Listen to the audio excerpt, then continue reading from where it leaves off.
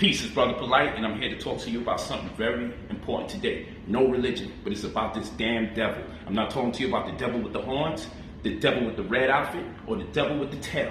I'm here to talk to you today about the devil in the flesh. Milk.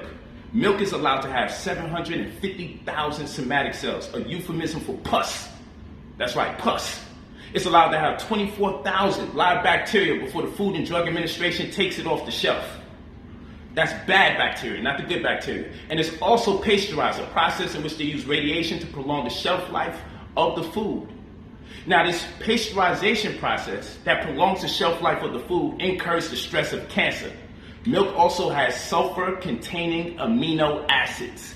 This sulfur-containing amino acids throws off the pH of the human body. Meaning if you worked in a warehouse and it was 100 degrees outside and you had no AC, it would be hard to do your job.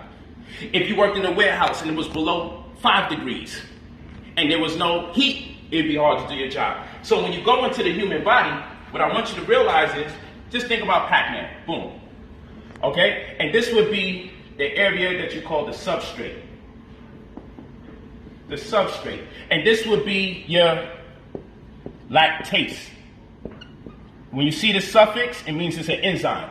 And then this would be your lactose, but keep in mind that it would be doubled. So let's say this is your lactose, right? Now what I want you to understand, right?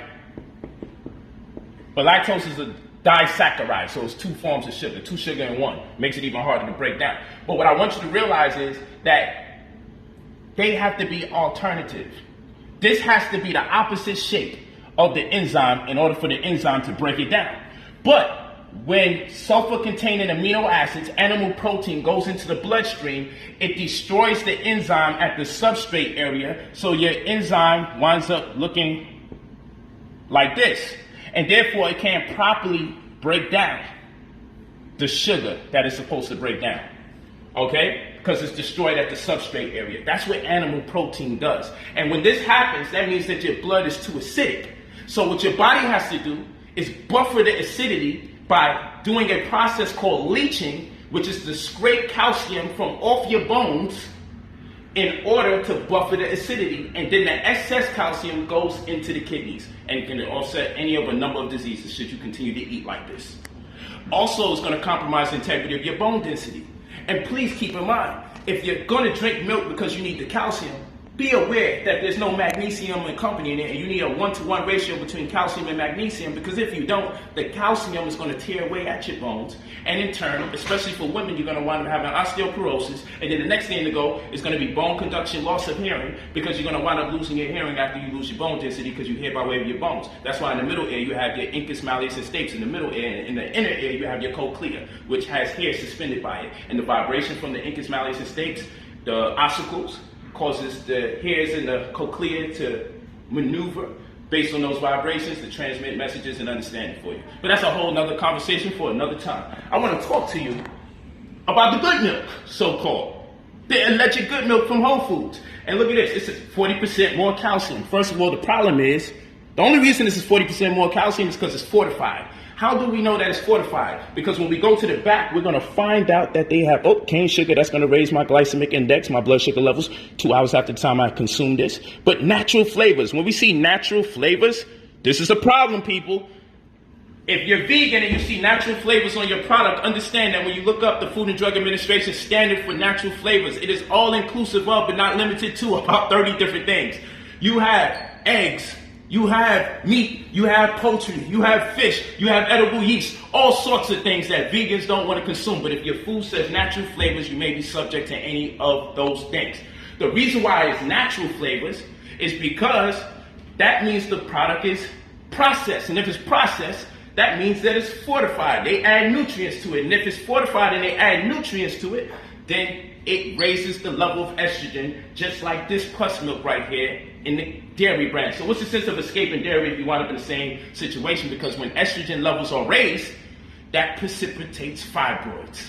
Okay? Higher the estrogen, the more fibroids. Just like you eat fatty fish, like salmon, not salmon, salmon or tuna, it raises the level of estrogen, just making you more vulnerable and susceptible to fibroids.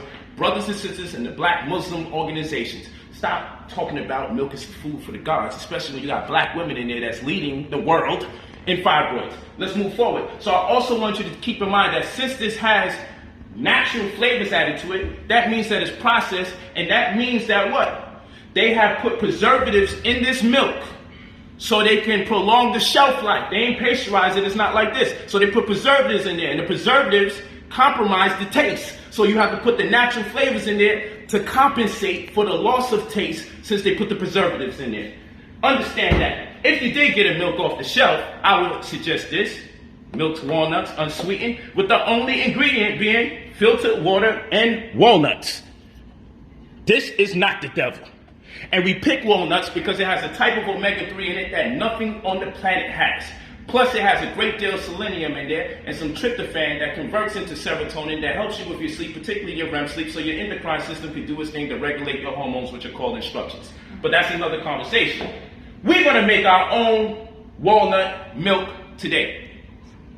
We're going to make our own walnut milk today. And what we're going to do, there's different sugars here. I would say get maple syrup grade B. This is grade A. Grade B has more nutrients, especially during the time of season, but you might feel away because it's like ripping away or stripping the blood from the plant. You might feel the pain when you see the sap coming out the bark of the tree. It hurts you. Date sugar will probably be the most ideal. It's very sweet. That's what we're going to use. Taste-wise, these two would be the best. But then you have stevia.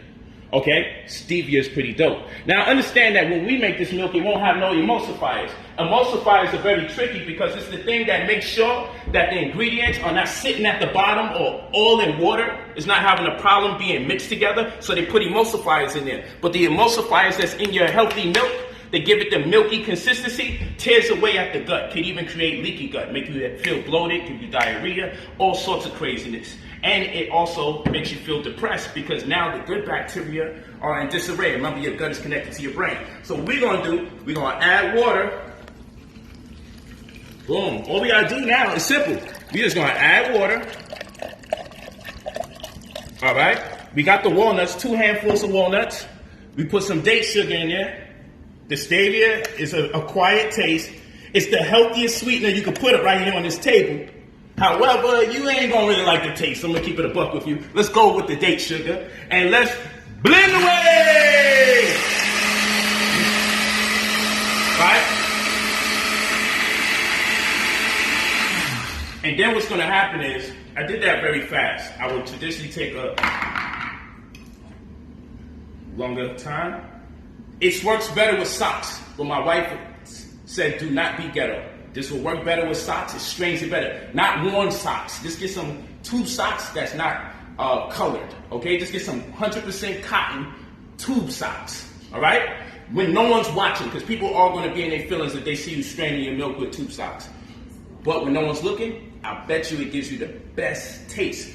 When you are making milk from these nuts, you got to be careful. Pause. Because you don't want to be in a situation where you could feel the shavings in your throat. Pause. So, right here, we're going to use this strainer.